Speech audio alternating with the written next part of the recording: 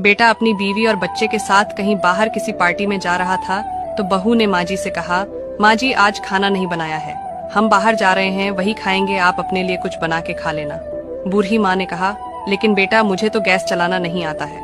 बहू ने कहा, तो फिर ऐसा कीजिए कि पास वाले मंदिर में भंडारा लगता है, आप वहीं पर जाकर खा लीजिएगा, तो आपको गैस चलाने की जरूरत ही नहीं पड़ेगी। पास में ही खड़ा बेटा और पोता ये सब सुन रहे थे, लेकिन कोई कुछ नहीं बोला। बूढ़ी माँ को भूखा ही छोड़कर बेटा और बहू पार्टी में निकल गए। माँ को थोड़ा दुख तो हुआ, लेकिन फिर अपने आप को ये सोचकर मना लिया, ठीक ही तो है, कभी कभी घर के काम से आराम बहू को भी मिलना चाहिए, और भगवान का भंडारा खाने का सौभाग्य किस्मत वालों को ही तो मिलता है। माँ खुशी खुशी मंदिर में जाकर भंडारा खा आई। एक दिन बेटे की छुट्टी थी, बेटा बहू और उनका बच्चा अपने घर में साथ में समय बिता रहे थे।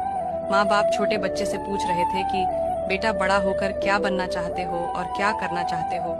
छोटे बच्चे ने बड़े ही सरल भाव से माँ बाप को उत्तर देते हुए कहा, मैं बड़ा होकर वकील बनना चाहता हूँ, मेरी इच्छा है इस घर से भी बड़ा एक घर लेने की, लेकिन वह घर मंदिर के पास होना चाहिए, ताकि मैं बड़ा होकर किसी भी पार्टी में बाहर जाऊं तो आप दोनों को ज्यादा तकलीफ ना हो। मंदिर नजदीक रहेगा तो आपको ज्यादा दूर जाकर भंडारा नहीं खाना पड़ेगा। मासूम बच्चे का ऐसा जवाब सुनकर दोनों के पैरों तले से जमीन खिसक गई और अपनी गलती का एहसास हुआ।